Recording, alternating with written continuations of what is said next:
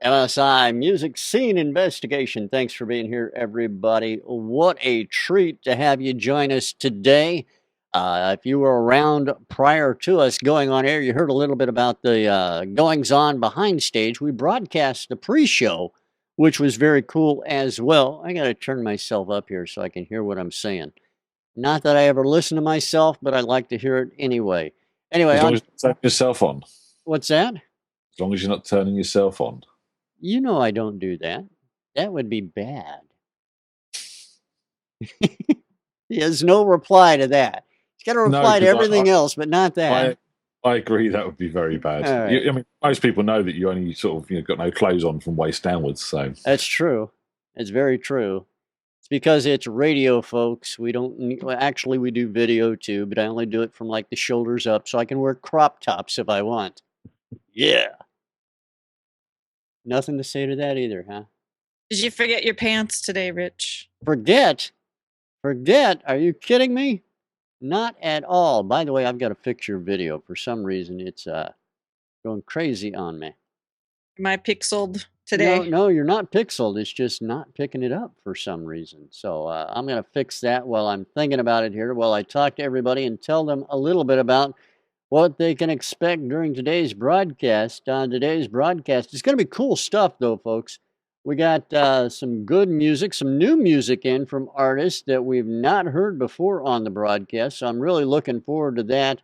And I'm also looking forward to chatting with our guest panelist on the broadcast as well. If you listen to the pre-show, you already know who that is. If you missed the pre-show, well, you'll find out in just a second. However, first, we're going to go over and talk to the guy who loves to insult me, Ian Husbands, over in London, England. Ian, how you doing, my friend?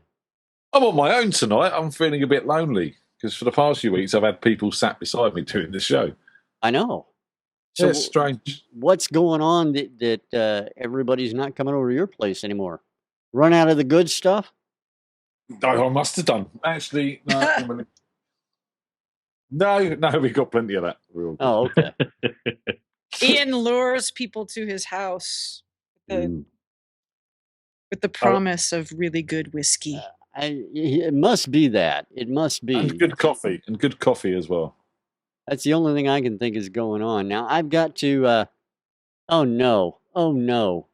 I think we got a problem here, folks. I think my Wirecast has given up the ghost. Because it's locked up. It's locked up on me. That's not good.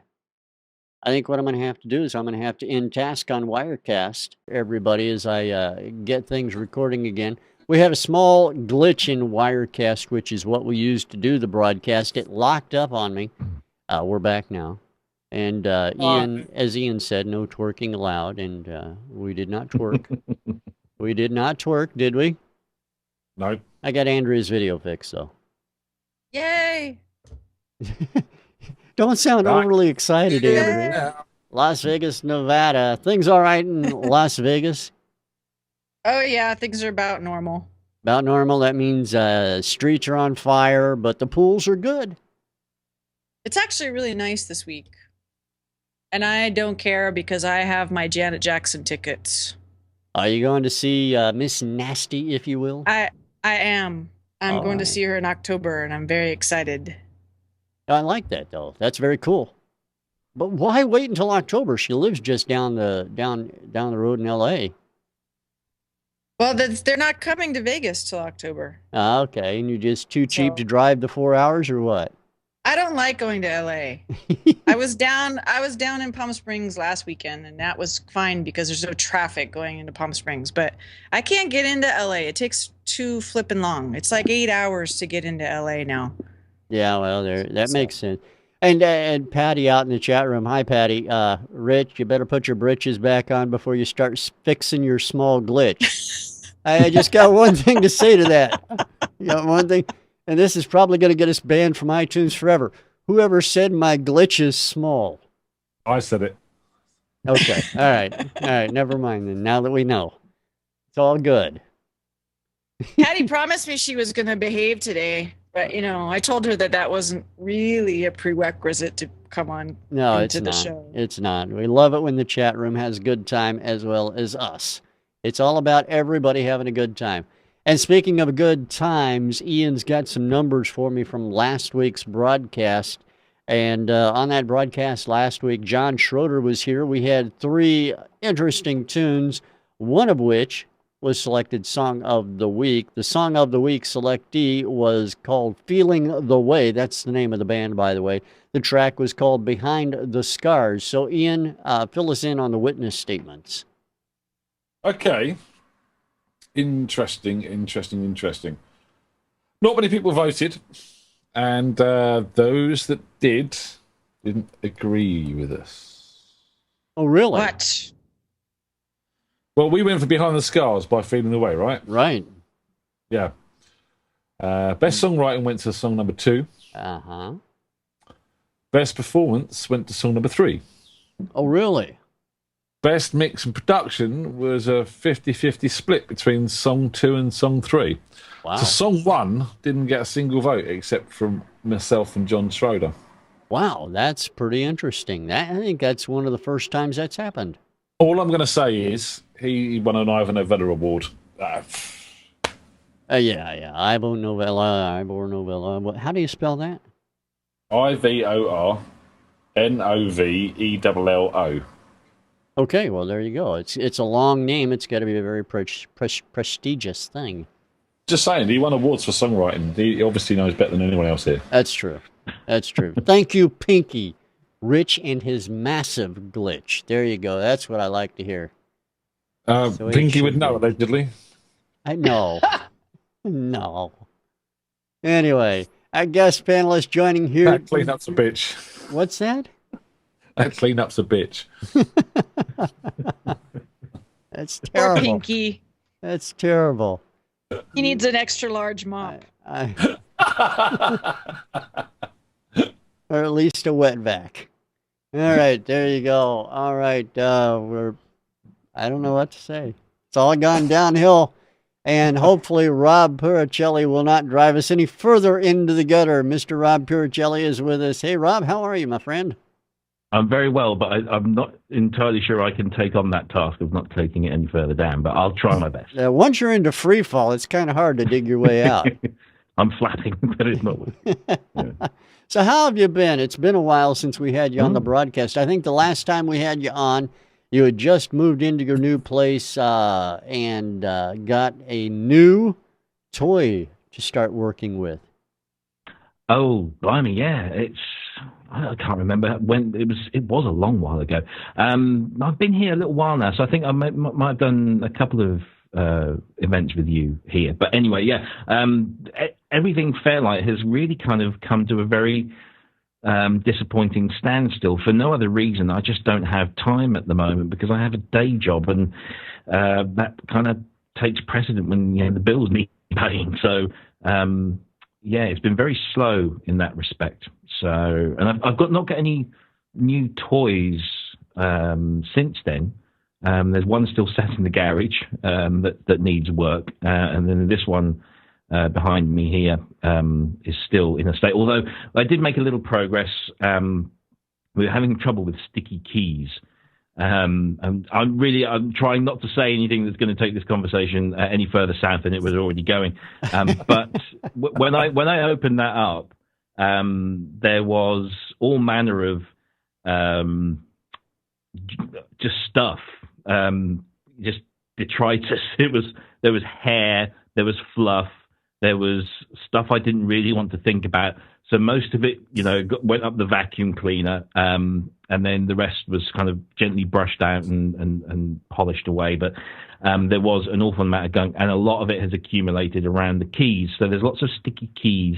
But I did discover something wonderful called Deoxit D5, which anyone that works with electrical equipment, especially mixers, anything that's got moving parts and metal contacts and relies on the healthy use of those, get some Deoxit D5, because it kind of disintegrates the rubbish and lubricates at the same time. Very good stuff. Not cheap, but very good. So I've been using some of that and have had good degrees of success so far, but it's not been a rapid thing, and it never was going to be a rapid process, unfortunately. So, well, that's the thing when you're doing curation of old synthesizers, and these things are pieces of history, basically. It's a process that you don't want to do too quickly. You want to take your time, make sure the TLC is there, so to say. This is true. Because when you realize that each one of these machines, especially when it comes to a Fairlight, pretty much every single one in the world has got some kind of history and something kind of special behind it, because the only people that could afford them back in the day were the wealthy, successful studios and artists. So most of them have got a lot of history. I was talking to someone the other day who's got a Fairlight Series 1, which used to belong to Dr. Bob Moog, because Bob used to do some demonstration work for Fairlight. That's how enamored he was with the Fairlight. He couldn't believe, he was a huge fan of what Fairlight were doing, and he had his own demonstration model that he used to hawk around various trade shows and fairs and universities and do that. So that's just currently been brought right back up. It looks amazing. Can you imagine, though? I mean,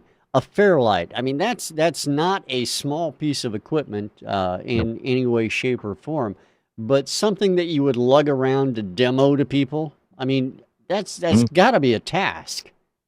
Well, when I went to get this one, I needed to hire a van because it won't go in your regular car unless you've got a huge station wagon or a pickup truck or something of that ilk.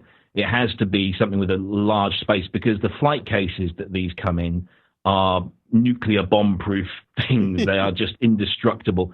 And even if you took it out of the flight case, they are still massive and heavy. Even the mainframe, which I don't know if you can see just down there, is very large. Yeah. Nowadays you can just pop it in your pocket. The amount of processing power in a phone is more than that. Exactly. Now, I also, correct me if I'm wrong, but I think that last time you were on there, now we have so many people on who are musicians, and I know you're musicians too. Was there or was there not mention or talk of you getting back to playing? There might have been. Yeah, I was talking about this last night.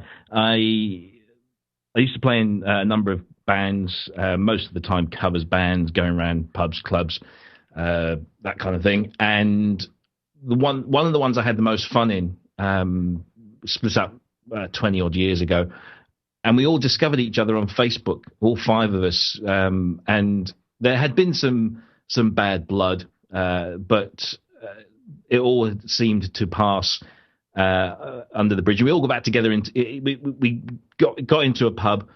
We drank a few beers. We said, yes, we are going to get back together. We're going to do this. I got the drums out. I dusted them off. I started practicing again.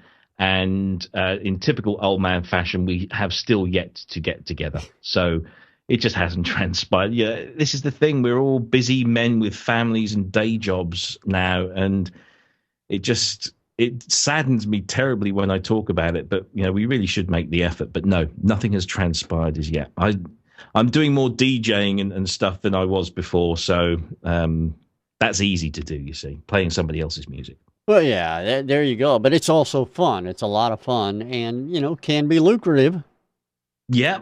Well, I mean, I just joined this thing this club in a town just down the road from me. It's called the Hoo Ha Record Club. There's a story behind the name, but basically it's a group of people like me who love music, especially on vinyl. And we have a monthly gig in this establishment in this town. And the person that runs the gig is a lady called Kate Jackson, who was the lead singer in a band called the Long Blondes, who, if you're kind of into the UK indie scene in the 90s, they were quite a popular band. And she's a local girl, and she set this thing up in memory of a friend who'd passed away through, I won't go into details, but it was down to mental illness. And so every night is done, to raise money for a local mental illness charity. And we all just turn up, and we have to do 20-minute sets. And there's a dozen of us every night. There's a dozen, and we play a 20-minute set that we all have to conform to a particular given theme. So last night was art and pop. So we have to kind of rack our brains and think about great music that conforms to that theme. And then we go into a pub, and an audience that doesn't know what it's going to get gets delivered 4 hours of music from 12 different DJs across a whole night. And every month it never ceases to be a rip-roaring success. It's great fun, but we don't get paid for it. It's all done voluntarily. So that, I don't know. I don't mind that. It's good fun. I enjoy it. Yeah, stuff like that for a good cause is well worth it. And like you said, it's a great time. Everybody has fun doing it. And there's nothing wrong with that at all. And it's just like MSI. Everybody has a great time. Nobody makes anything for doing it. And we all just love the music that we hear. So, by the way, what would you guys say about hearing some of that great music? Because I do have 3 artists which are waiting in the wings, as they say. And I'm sure that they would love for us to critique and review their tracks. Well, they may not, but we're going to do it anyway. Let's do that. All right. Well, I have a vote on let's do that. Okay. She gets a vote. Everybody gets a vote except me. That's the way of the world. All right. Let's take a listen to track number 1 on today's broadcast. This is track number 1 on today's MSI, everybody. Certainly hope you enjoy it. We'll be back to talk about it right after this.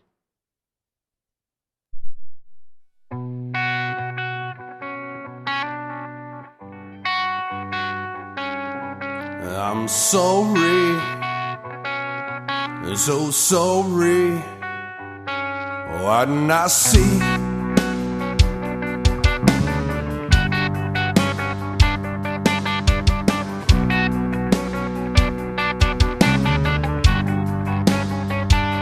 How long has it been? And do you still know why this happened? I really should have known. You put yourself away, tied up in a box. What were you thinking? I know who is lost. Well, I'm sorry. I never wanted to be the chains that hold you in your identity. Well, I'm sorry, I didn't want to be the one that holds the key. 'Cause I'm sorry, so sorry.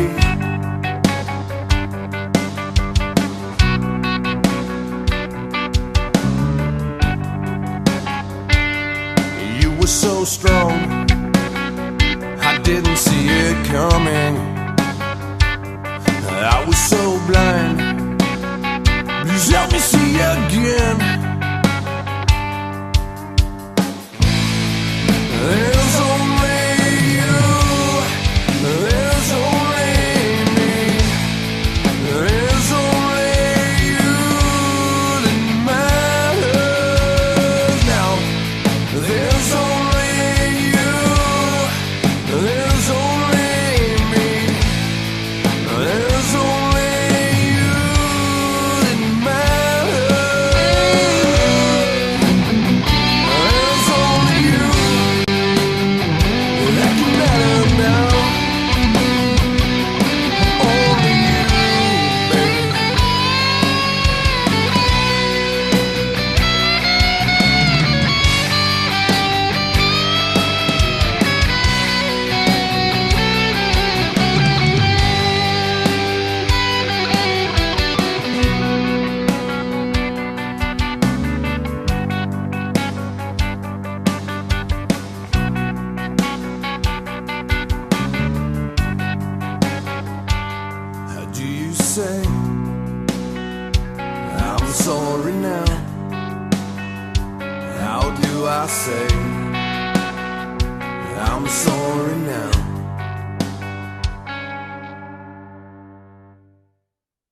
That is track number 1 on the broadcast today, and we're going to go over to our panel, find out what they think about it as well. Starting out with Ian.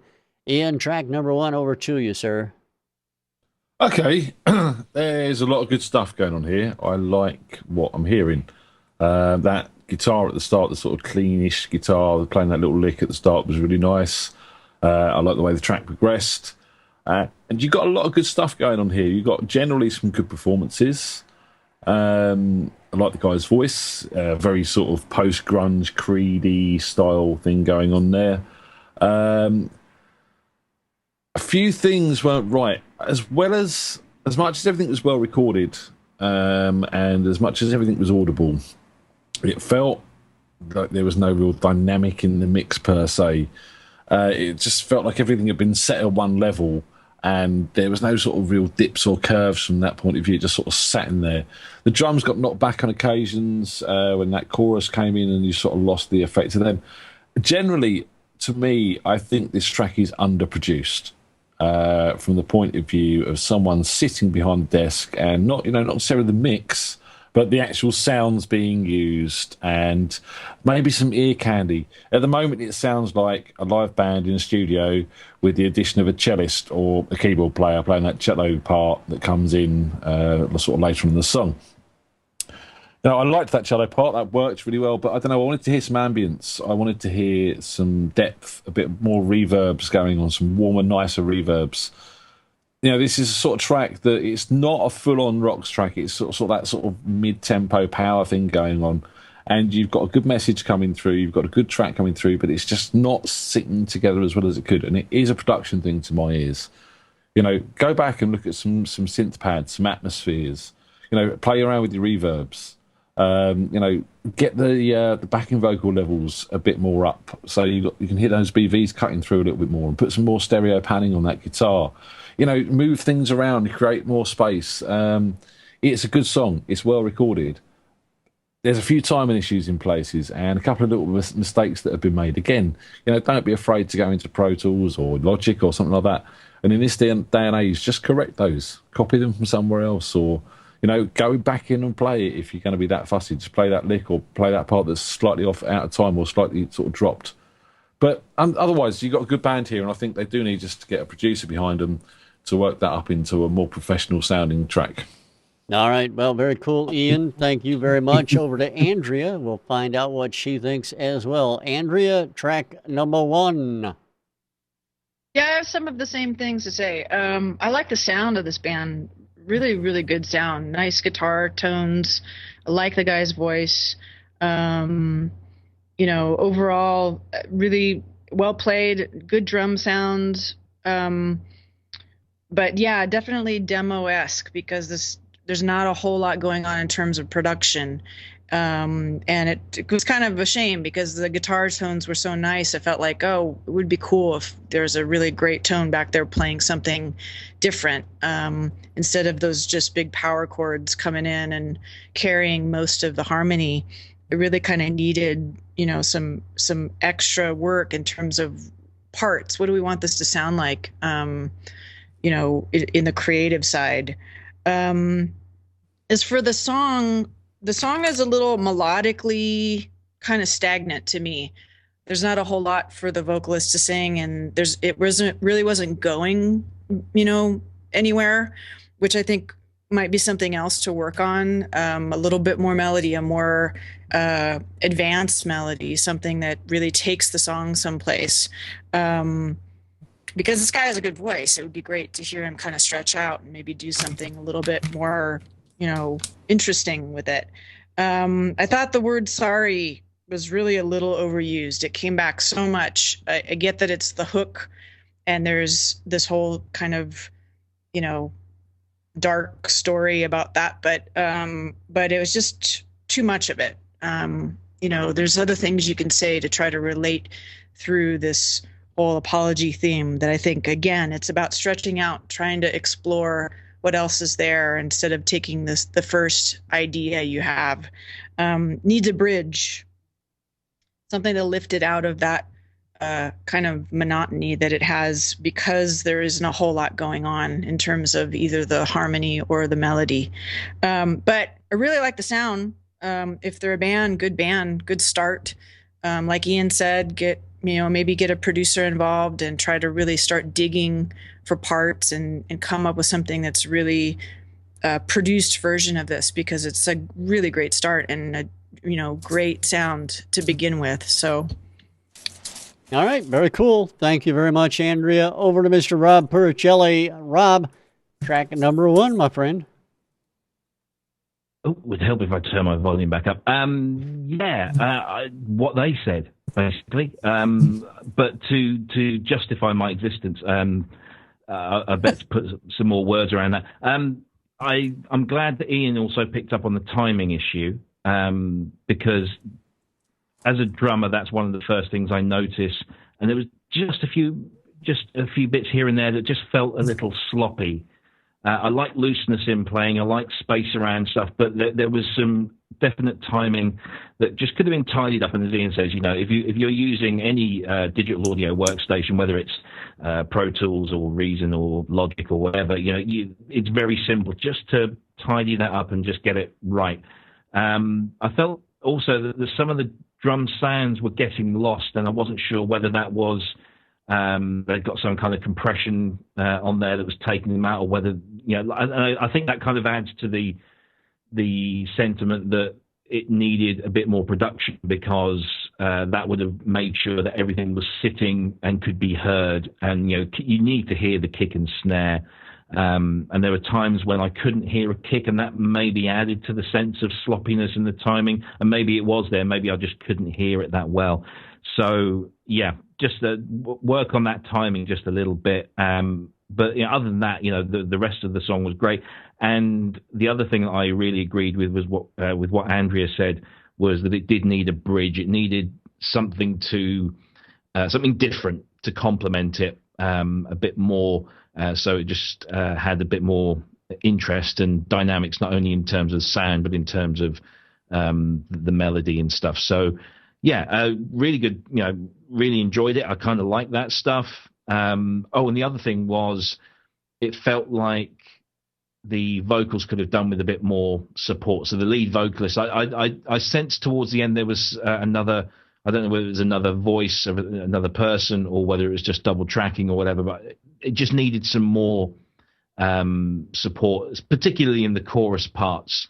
I just felt maybe it could have been beefed up a little. But good start, and I agree that maybe it has a demo sound to it, and that's a good thing if that's what you wanted to achieve. But yes, I think they need to work a little bit more on the production, but they've got all the components to make that good, so I don't see that being a problem. All right, I appreciate it, Rob. Thank you very much. Now for everybody's information, the name of track number 1, it's called Chains, and it's from a group called Howser, and we appreciate their sending that track in to Music Scene Investigation. If you'd like to get your music in front of our panel, all you have to do is go to musicsceneinvestigation.com, click on Submit a Song at the top of the page, and find all the rules and information there. Just make sure you follow that. It's very easy to do. All right, 2 more songs to take a listen to. Let's get to it with track number 2 right now. This is track number 2 in today's Music Scene Investigation. Certainly hope you enjoy this one as well. We'll be right back.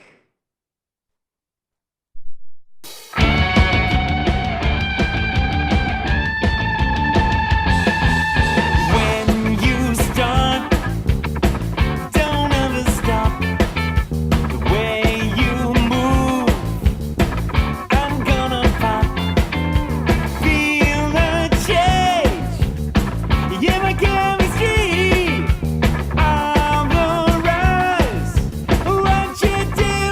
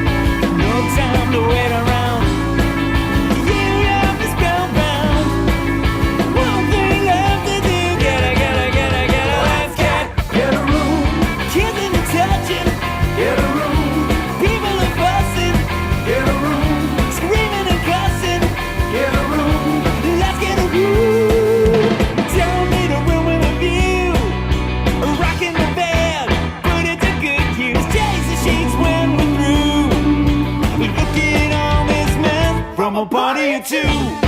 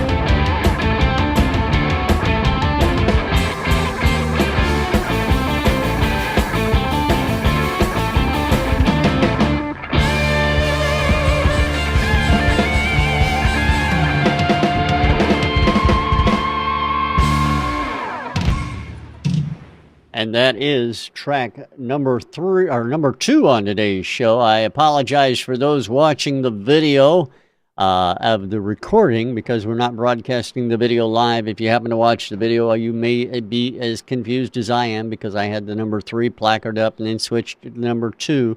But it is song number 2. Over to Andrea Bensmiller and her thoughts on track number 2. Andrea? Okay, it's a really interesting tune. It's it's up tempo. It's well played.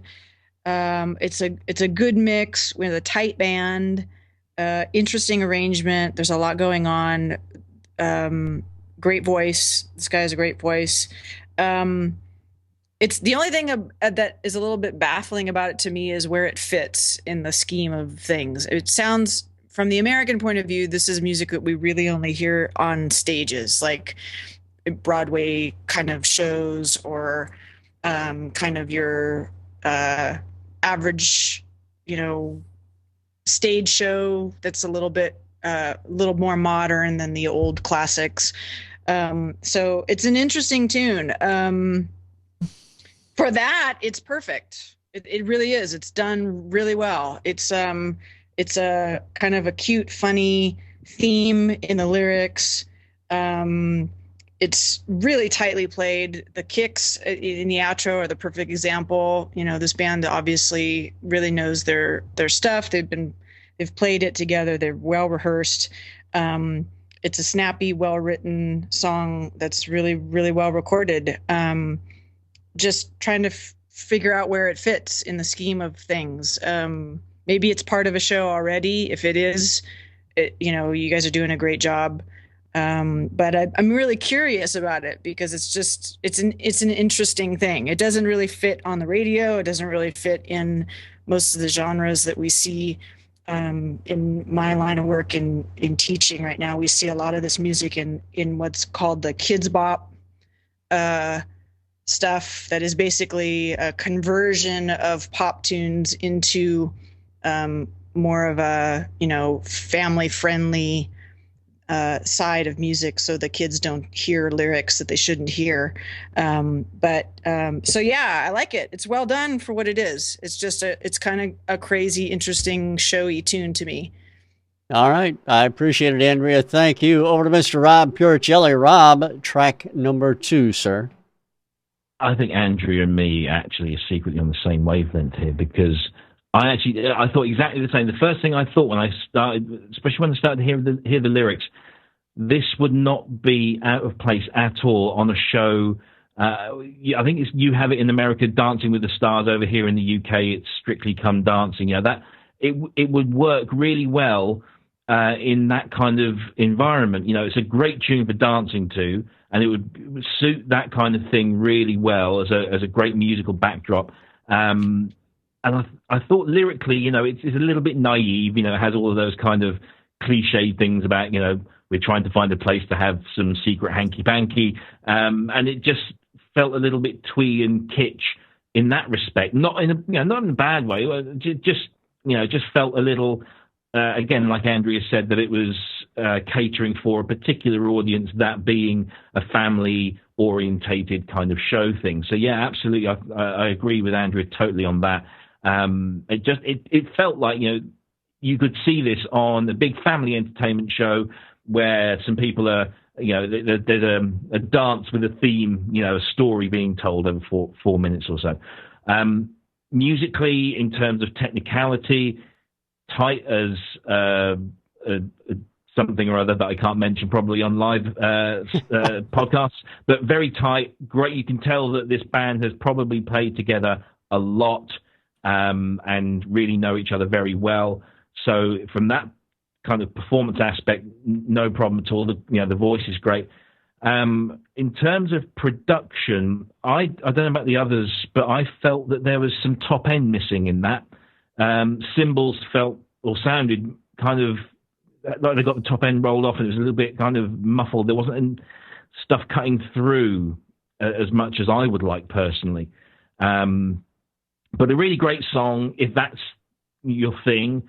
It would fit in fantastically, like Andrea said, in shows or that kind of thing. Technically, very, very good. And just a little tweak in production, maybe in terms of that sound, just for me, just that top end a little bit. But other than that, yeah, very good.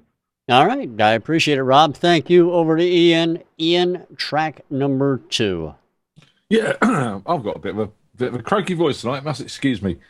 Again, what the guys have said, that I do agree with Rob. There was a pure lack of top end. We've been chatting in the chat room there, and there's speculation maybe this is a live recording, which, yeah, possibly. If it is, they're tight, and they've done a bloody good job of it. I mean, placement, yeah, let's write a musical around it. The couple, bit of a quirky couple having their arguments, go to a hotel, get a room, and then the film plays out from there. The other guests, their relationship in the room, the end of the world. No. We're not going back to that this week. Sorry, that was last week. Sorry. And so, yeah, performances are good. Song's great, really fun, really upbeat. Sorely lacking in horns, I do feel. Do you know what I mean? I wanted to hear a massive great... sonically? Sonically. I wanted to hear a massive great brass section on there. But, that's personal opinion. But yeah, it's great. Otherwise, not much else to say different from Andrea and Mr. Puricelli. All right. Well, I appreciate that too. Thank you very much, all three. The name of track number 2, it's called Get a Room, and it's by Olio, and we appreciate them sending that track in as well. And I want to remind everybody that our Song of the Week selectee, whoever it may be this week, will go on to compete in our Hit List broadcast, which is the second Wednesday of every month. Our hit list brought to you by our friends over at Landr.com, LANDR.com, Mastering Made Easy. One more track to take a listen to on today's broadcast, and we're going to get right to it right now. This is track number 3, the real track number 3 on today's MSI. Here it is, everybody, track number 3. Enjoy.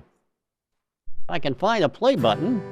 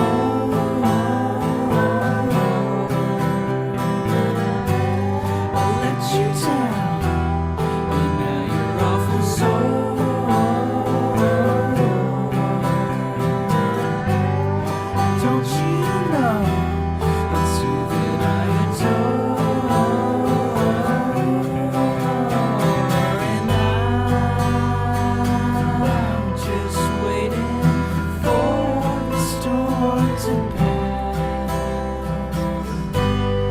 beneath the lightning in my tinfoil hat, and in due time the clouds become mirrors, entire skies reflecting your worst fear. And I swear that I've been here before.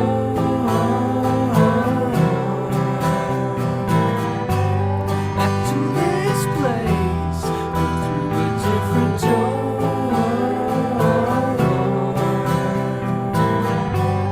The sands of time are scattered on the floor. Just get the broom out, make it like it was before. When it rains, it pours, and I know that I've said it before. But somehow we forget we always knew what we had in store. Soon I'll become the stain on the wall that you try to ignore. When I start to mourn, you'll know you haven't been doing your chore. And I swear that I've been here before. Back to this place, but through a different door. The sands of time are scattered on the floor. Just get the broom out, make it like it was before. The simple smiling has become a chore,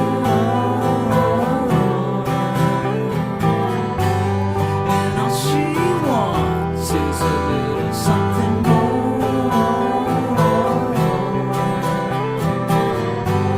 I let you down, and now you're awful sore.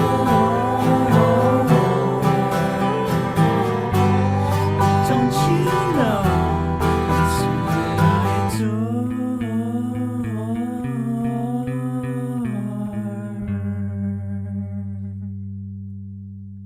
Now, there you have track number 3 on the broadcast today. We're going to throw things over to our panel, find out what their thoughts are, starting with Mr. Rob Puricelli this time. Rob, what do you think about track number 3? Rob, wake up, Rob. Wake up. Volume down? I think he's just been lulled to Oh, sleep. okay. Here you go. No. All right, try it Can you now. hear me? Yeah, now I can. Yay. Okay, so where do I start? The opening bit, the first, I don't know, 6-8 bars was very kind of cliched. This guitar strumming, and then I almost predicted that, we get this kind of slide guitar bit coming in there. It just felt that was going to happen, and it did. And I thought, uh-oh. And then when the vocals kicked in, I thought, oh, here we've got some quirkiness to complement the stuff that sounds very kind of, like lots of other things sound. And I thought, oh, we're off to a winner. I kind of like quirky. But it took about a minute and a half till something changed. That when the vocals kicked in, it was this same pattern all the way through until about 1 minute 30, and then the chorus kind of kicks in. But the chorus really wasn't any different, or wasn't much different from the verse, and so it was very difficult to distinguish. So there was no real kind of the whole point of the chorus is it provides some kind of climax, some kind of contrast that you can then come back from and then go back to again, and there just didn't seem to be any of that throughout the song. You had to really kind of listen where the the bits were, the portions were, because it could have just gone on this long thing of sounding pretty much the same all the way through. So that was one of the first things. The other thing was that every now and again the vocals sounded a little bit off key, and I know that can sometimes not be a bad thing. You know, many great musicians have made millions of pounds or dollars from not singing in key, but it felt, or I don't know, just odd in some places, and maybe I don't know whether that was deliberate or not. There seemed to be a lack of definition. Things felt a bit flat. There was a guitar in there was a bass in there was vocals in there, but there was no percussion, no drums. That's not a bad thing, but sometimes maybe use the drums in the chorus to help define the chorus. That, you know, oh, here we are, we're in that kind of chorus bit, because I can hear some percussion, whether it's, you know, full on drum kit or just some congas or bongos or claves or whatever, something just going on just to help that definition. I think overall at 4 minutes 50 something seconds, it was probably too long. It could have been shorter and still had the same kind of impact that was desired. Guitars, right at the very end, everything kind of just like stopped. It's almost like somebody just hit the solo button on the vocal track and everything else just stopped, and it was just left with this kind of vocal bit and something else at the end. I wanted to really like it because I have this thing about quirky stuff. I like quirk, if that's a real word, and I thought that this was going to be something, and then it failed to deliver. And I was disappointed that it failed to deliver because I wanted it to. And I think maybe the chorus could have been more defined. I think we spoke about it in the first song, that there could have been a bridge or some kind of middle eight going on that really kind of defined stuff and just made things a bit more dynamic melodically as well. So yeah, an odd one. I really want to like it, but there's a little bit too much that I don't like for me to kind of rave too hard about it. But yeah, there you go. All right. Well, I appreciate that, Rob. Thank you. Over to Ian. Ian, track number 3. In all fairness, Rob, you couldn't rave too hard to that song if you tried. It wasn't up-tempo enough. Yeah, the acoustic guitar sound was gorgeous. Okay. Oh, sorry. Yeah, sorry. I should carry on. The rest of it I struggled with, I'll be honest with you. I mean, I felt kind of depressed after that, to be honest. You know, we got raised up to a funky sort of bluesy high on the second track, and then I was smashing down to the ground with this track. Yeah, the vocals were pitchy and whiny and too low in the mix, and the layered vocals weren't tight enough. The acoustic guitar did sound really nice. The bass was kind of muffled and boxy. It sounds like kind of a couple of friends in their room, maybe after a couple of joints, going, let's write a song, man.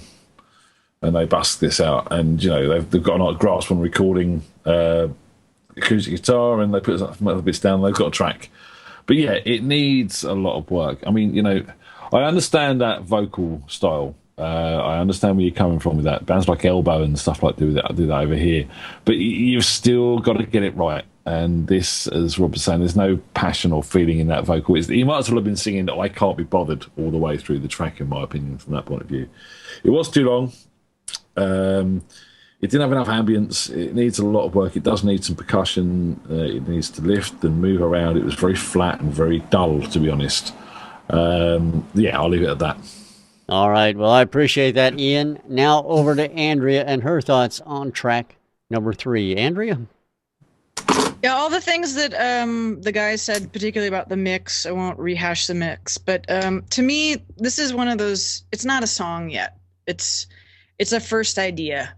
It's the thing you put down when you're trying to find your way through some ideas, and maybe, you know, you throw this one idea down and then you go from there. The biggest clue for you, if you're doing that, is that there is no sections, right? There is no verse, chorus. There's no bridge. There's no difference. There's no nothing. It's one idea, and it just keeps repeating redundantly for if it's past 4 minutes, it's way too long to do one thing. If it's repetitious enough that that's all you hear from the song is the same progression, the same melody over the verse and the chorus, that's not a song. It's a primary idea that you then go back and you try to take somewhere. And if you're going to do that with the song, you definitely also have to do that with the production. Just hitting play and record and kind of, cycling through this progression and kind of mumbling into the microphone is not exactly going to get you a lot of attention. So, I'd say, it's not that there's nothing worth rescuing, but you got to go back and do whatever it is you want to develop this thing into, in terms of being a song, in terms of being a band, in terms of being a recording of the song. It's a great starting point to figure out what you want to do with it, but it's not done in any way. So I can't even really evaluate it as a full song, because to me it's just one of those songwriting ideas. All right. Well, I appreciate that, Andrea. Thank you for everybody's information. Song number 3. It's called Simply Smiling, and it's by a group called Robot by the River. And we appreciate their sending that track into Music Scene Investigation.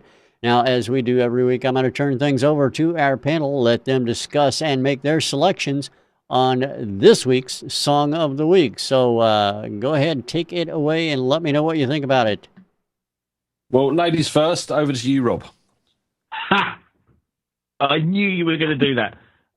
So I'm going to hand over to Andrea. She's the most glamorous one here. Oh, this week's easy. I'm going with number 2. Why? No argument? Any reason, Andrea?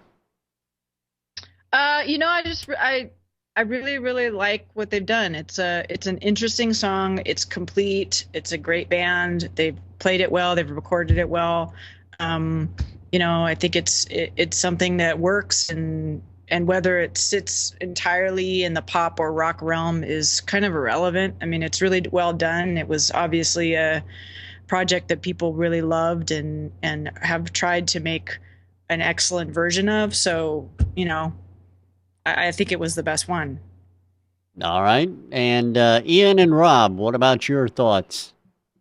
Well, I can't disagree. Over to you. Go on. Oh, all right. Thank you. I was going to go anyway. Yeah, I couldn't agree more with Andrea. I think the second was the most complete song, the best written song in terms of structure and melody and technical performance. My only thing about it that I didn't like was there was a distinct lack of top end, but that's just a small production tweak. Everything else was pretty much on the ball, and in the right environment would be a complete success. I think it's not my personal liking. It's not the sort of stuff I would listen to on a regular basis. I think if it was used in the correct context, whether that's a stage show, a TV show, backing some kind of dance routine or whatever that is, it works really well. I think I think that ticks all of the boxes.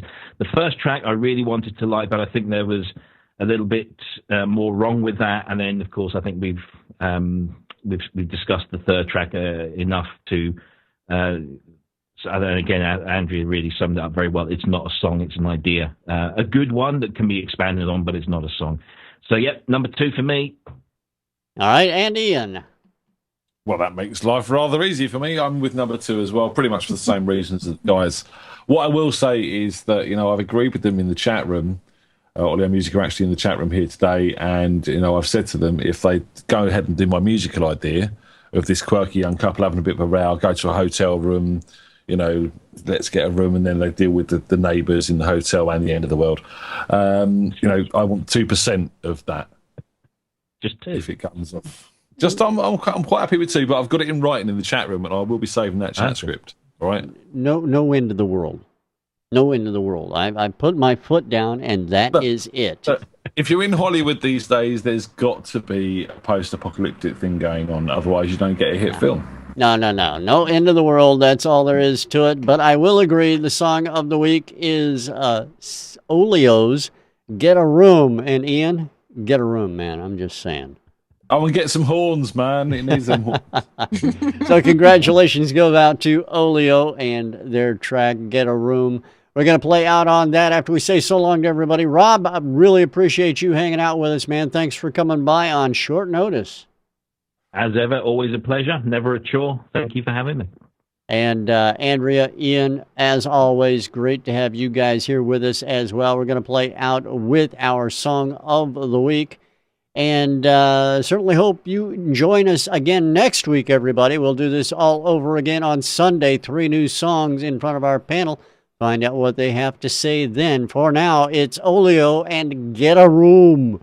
Yeah, remember that. Get a Room. Talk to you next time right here on Music Scene Investigation. Thanks for being here, everybody. See you then. Bye-bye.